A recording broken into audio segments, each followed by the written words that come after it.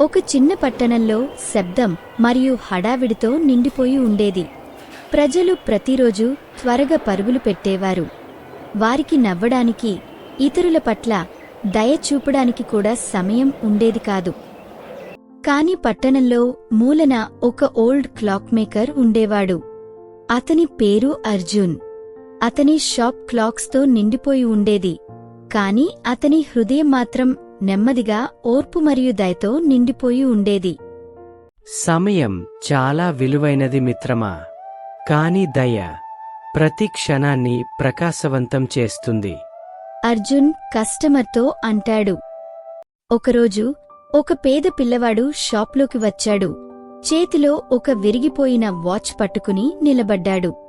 అతని కళ్లలో ఆందోళన నిండిపోయి ఉంది. ఆ బాలుడు ఇలా అంటాడు. సర్, ఇది మా నాన్నగారి వాచ్. ఇది ఇక పని చేయడం లేదు. మీరు దీనిని ఫిక్స్ చేయగలరా? నా దగ్గర డబ్బు లేదు అని బాధతో చెప్పాడు. అది విని క్లాక్ మేకర్ ఇలా అంటాడు. చింతించకు బాబూ, కొన్ని సంపద నాణేల కంటే ఎక్కువ విలువైనవి. దానిని నా దగ్గర వదిలివెళ్ళు అని అంటాడు. అర్జున్ రాత్రంతా పనిచేసి శ్రమిస్తాడు. అతను వాచ్ను పాలిష్ చేసి గేర్స్ను ఫిక్స్ చేస్తాడు. వాచ్తో ఒక స్నేహితుడిలా మాట్లాడతాడు. మీరు సమయంతో మాత్రమే కాదు, ప్రేమతో కూడా ముందుకు సాగండి. తరువాతి ఉదయం బాలుడు మళ్ళీ వచ్చాడు. అర్జున్ అతనికి కొత్తదానిలాగా మెరిసే వాచ్ను ఇచ్చాడు.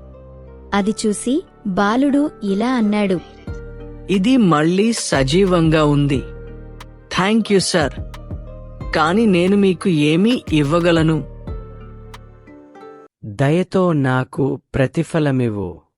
అవసరంలో ఉన్నవారికి నీ సమయాన్నివ్వు అని అర్జున్ సంతోషంగా చెప్తాడు. ఏళ్ల తరువాత ఆ బాలుడు ఒక దయగల వ్యక్తిగా ఎదిగాడు. ఒకరోజు అతను జాగింగ్ చేస్తున్నప్పుడు ఒక ముసలావిడ జారిపడిపోయింది. వెంటనే ఆ బాలుడు ఆ అవ్వ దగ్గరికి వెళ్లి లేపుతాడు.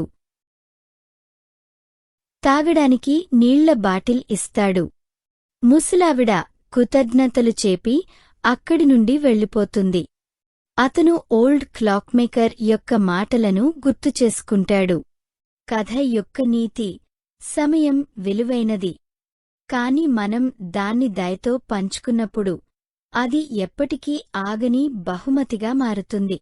Please subscribe to our channel and share with your friends.